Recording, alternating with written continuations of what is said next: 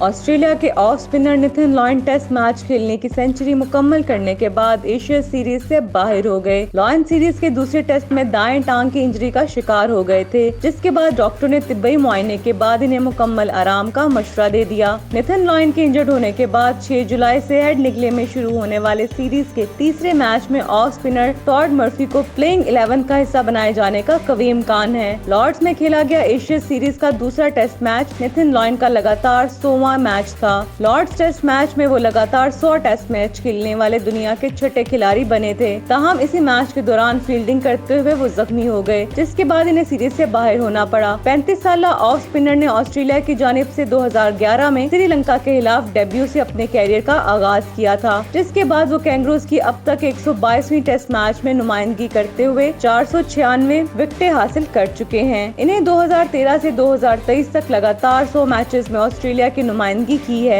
याद रहे कि निथिन लॉयन के अलावा इंग्लैंड के एल्स्टर कुक, ऑस्ट्रेलिया के एलन बॉर्डर, ऑस्ट्रेलिया के ही मार्कवा, भारत के सुनील गावस्कर और न्यूजीलैंड के ब्रेंडन मकलम लगातार 100 टेस्ट मैच खेलने का रिकॉर्ड अपने पास रखते हैं। एशिया सीरीज के दूसरे टेस्ट मैच के दौरान निथिन लॉयन इंजर्ड होने के बाद बॉलिंग और फील्डिंग न कर पाए थे। ताहम इन्होंने दूसरी इनिंग्स में इंजरी के साथ बैटिंग करते हुए 15 रन बनाए थे, जिस पर इन्हें खूब हिराजे तहसीन पेश किया गया था। दूसरी जानिब निथिन लॉयन की जगह हेड निगले में शेड्यूल तीसरे टेस्ट में प्लेइंग 11 शमूलियत के मजबूत उम्मीदवार टॉड मर्फी रवां बर्स बॉर्डर गावस्कर ट्रॉफी में टीम की जानिब नागपुर टेस्ट में डेब्यू कर चुके हैं। वो इस सीरीज के तमाम 4 मैचेस खेले थे, जिसमें इन्होंने 14 खिलाड़ियों को आउट किया था। वाजिया रहे कि ऑस्ट्रेलिया ने दूसरे टेस्ट में इंग्लैंड को 43 रन से शिकस्त देकर सीरीज में 2-0 की बढ़तरी हासिल की है।